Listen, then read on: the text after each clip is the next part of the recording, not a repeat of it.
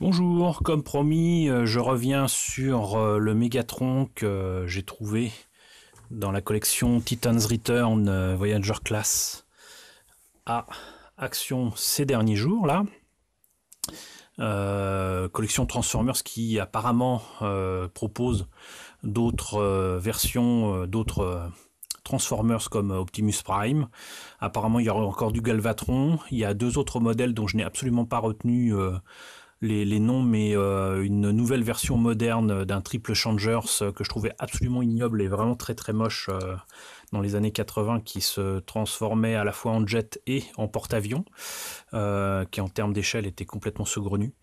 Mais voilà, donc il y a apparemment du Transformers pas cher, à moins de 10 euros, qui traînent à Action. Je rappelle que ces modèles-là, vous pouvez les trouver genre à Leclerc ou ailleurs, mais pas en dessous de 27 euros. Je dirais même que ça s'approche plutôt de 30-35 euros dans la plupart des magasins de jouets. Donc, des objets qui sont proposés facilement 3 fois moins cher à Action. De mémoire, il est à 9,85 € ou 95, je ne sais plus. Donc voilà, le Megatron.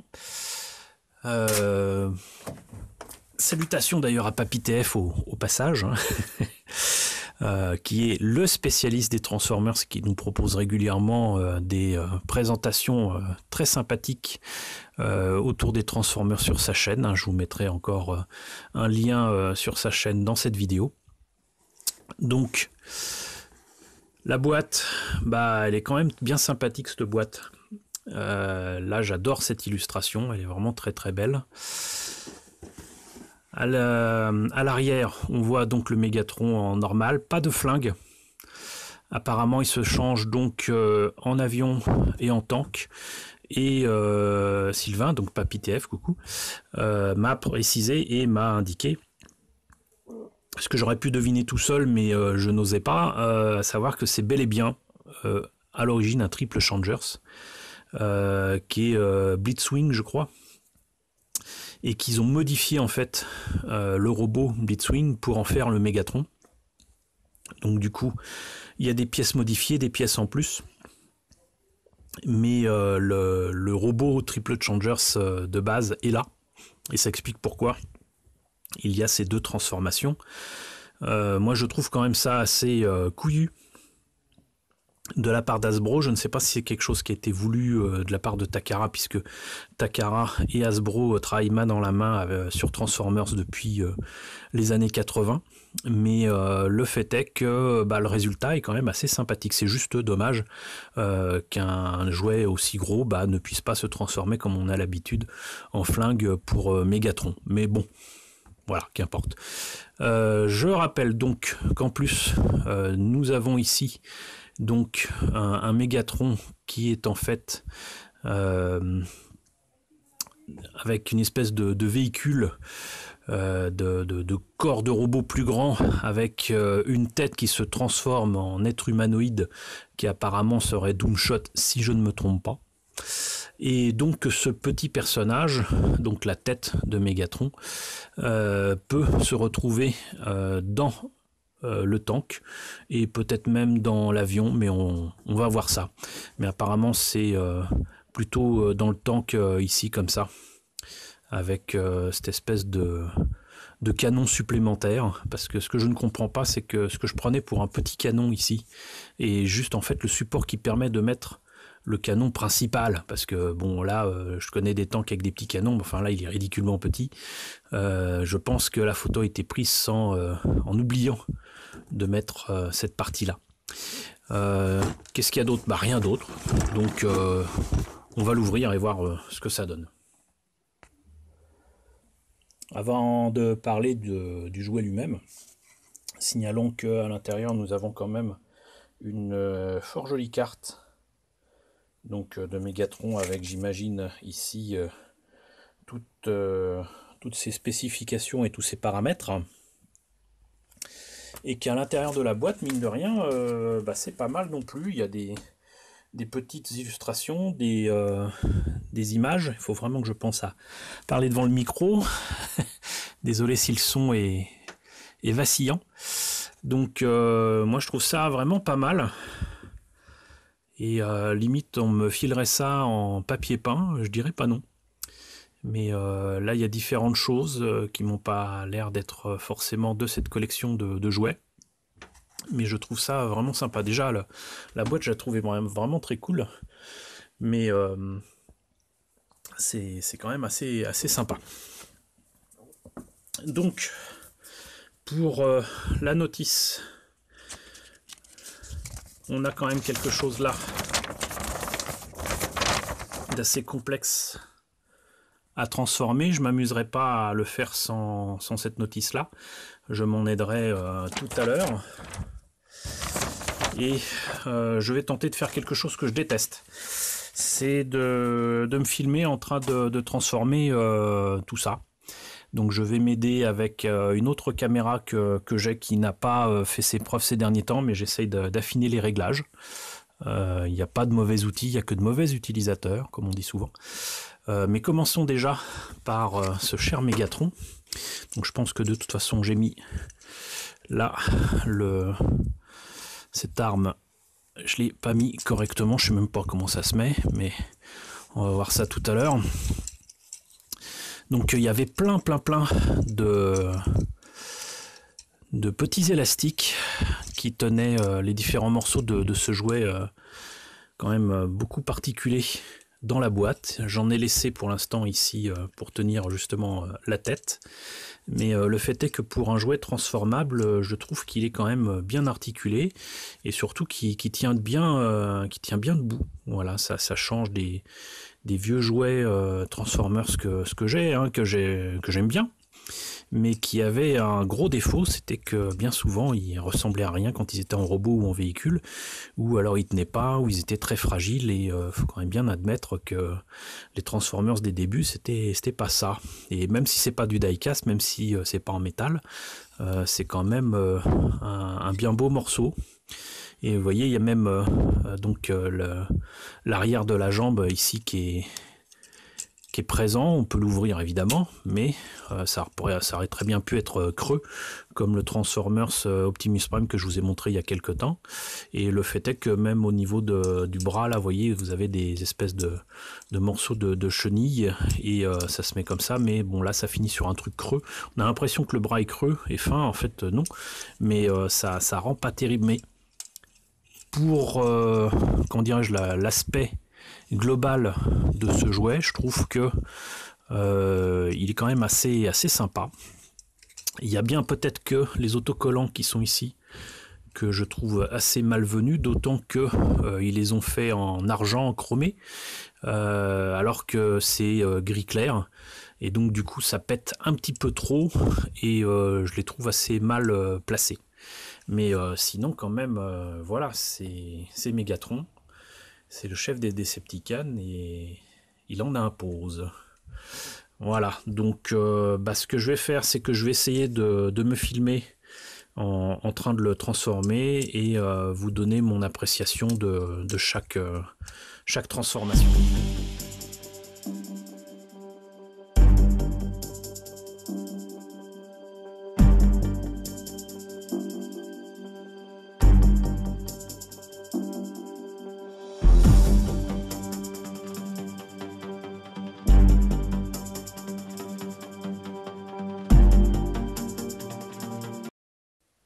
Alors, voilà déjà la version tank. Je dois bien avouer que je suis pas habitué à ces notices de transformation d'Hasbro, et j'ai eu le plus grand mal à les suivre. J'ai fini par suivre mon instinct, de temps en temps regarder la notice, mais finalement je m'en suis très bien sorti tout seul, et c'est pas plus mal. C'est pas plus mal. Je vais quand même enlever ici ces espèces de petits élastiques. Bon, j'y arrive pas, c'est pas grave. Je vais enlever ça parce que ça, je trouve ça moche. Mais je confirme donc que c'est normalement avec un gros canon que la tourelle peut donc du coup tourner, que contrairement à ce que je pensais, la petite tête du Mégatron, donc Doomshot, peut se mettre donc dans la tourelle. Voilà. Il peut également se mettre là-dedans, mais ça ressemble à rien, donc who cares. Qu'est-ce qu'on en a à foutre, mais le mettre là, en plus, je ne vois mais vraiment sincèrement pas l'intérêt. Mais voilà, si on enlève tout ça, bah, ça nous fait quand même un tank qui est pas trop mal, qui rappelle effectivement l'empennage arrière de l'avion et les réacteurs qui sont à l'avant, exactement comme le Blitzwing Triple Changers des années 80, de 85-86, je ne sais plus. Il me semble que c'était 85. Et donc effectivement les parties de l'avion à l'arrière qui sont visibles. Et je trouve ça pas mal. Ce qui m'a le plus étonné, bon alors j'ai pas dû transformer ça totalement correctement, mais là vous avez donc des roulettes et en théorie il peut rouler. Ce qui est quand même sympa. Voilà, donc ça c'est la première transformation. On va passer à la seconde qui est donc l'avion.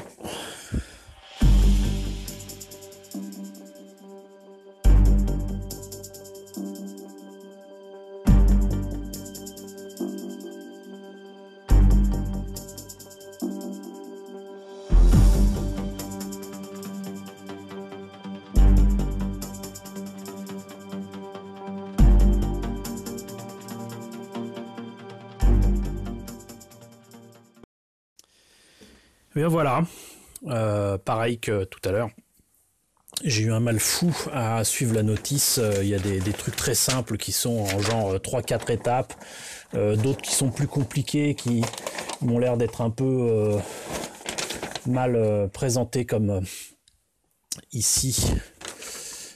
Tu me diras ce qu'il en est, Papy TF. Là, les parties du tank avec les chenilles, à mon avis, ça doit se mettre en... presque se plier en deux. Or, si je regarde la notice, j'ai l'impression qu'en fait, c'est d'un seul tenant. Et je sais pas. Enfin bon, c'est pas clair. D'autant qu'ils ont tenu absolument à ce que la notice soit en noir et blanc et en violet. Moi, ça me facilite pas les choses. Sincèrement, je vois pas grand chose de cette notice. Et sinon, donc voilà ce que donne la version avion. C'est toujours mieux que le Blitzwing d'origine, encore une fois. Par contre, ce que je trouve particulièrement ridicule, je vais enlever ça. Ce que je trouve particulièrement ridicule, c'est encore une fois cette espèce d'arme qui est rajoutée ici avec Doomshot. Du style, ouais, je suis à l'arrière d'un avion et je vole aussi, ouais. Nul. Voilà. Nul. La partie cockpit est quand même intéressante avec sa couleur, mais beaucoup trop petite, mais pareil que le Blitzwing d'origine. Le nez de l'appareil est très bien caché à l'intérieur ici, là. Mais voilà. Le canon, du coup, du tank me fait étrangement penser au gunpod des Valkyries de Macross. C'est assez amusant. Et je reste donc encore une fois persuadé que ces chenilles beaucoup trop visibles doivent se plier ici pour adopter entre guillemets la ligne des ailes, parce que comme ça la version avion est encore crédible, comme ceci beaucoup moins déjà. Et en plus de ça, s'il n'y avait pas cette partie tourelle qui peut peut-être se mettre comme ça, je ne sais pas, il y a comme des espèces de roulettes ici. Je pense que cette partie roulette éventuellement aurait pu servir à quelque chose, mais c'est dans la masse du plastique, donc voilà. Et là, les roulettes qui sont là, donc du coup, s'il n'y avait pas cette tourelle, pourrait très facilement permettre de faire rouler l'avion. Si on est un môme, ça peut être intéressant d'avoir des roulettes comme ça, mais c'est un peu dommage. C'est un peu dommage, mais voilà, donc ce n'est pas plus ridicule que Blitzwing original, et ça ressemble vaguement à un F-15. Pour moi, en plus, ça ressemble en fait énormément à la forme du F-15 qu'ils ont appelé Leader dans Lego Boats. Il ressemble quand même fortement au F15 de la collection GoBots de Bandai, donc de machines robots. Et moi je trouve ça quand même assez amusant de retrouver ça finalement dans un Transformers, qui plus est supposé être donc Megatron, le chef des Decepticons et donc des méchants, alors que leader, le F15 des GoBots, est le leader des gentils GoBots. Voilà. Donc bah écoutez, voilà, c'était la présentation du Megatron de la collection Titan's Return, que j'ai trouvé donc encore une fois à moins de 10 € à Action. C'est une belle pièce. J'avoue que je n'aime pas du tout les transformations. Je l'ai surtout pris pour la forme de Megatron, d'autant que j'ai pris l'habitude, quand j'expose des Transformers depuis maintenant plus d'une dizaine d'années, de proposer éventuellement les différentes versions, les différentes formes, sans le mauvais jeu de mots, que peuvent prendre les leaders des Decepticons et Autobots, en tout cas les Transformers les plus connus, et Megatron et Optimus Prime bien évidemment en font partie. Donc bah, du coup ça va rejoindre mon carton dédié à Megatron. Je suis loin d'avoir tout, mais bon, voilà, ça va compléter astucieusement ma collection.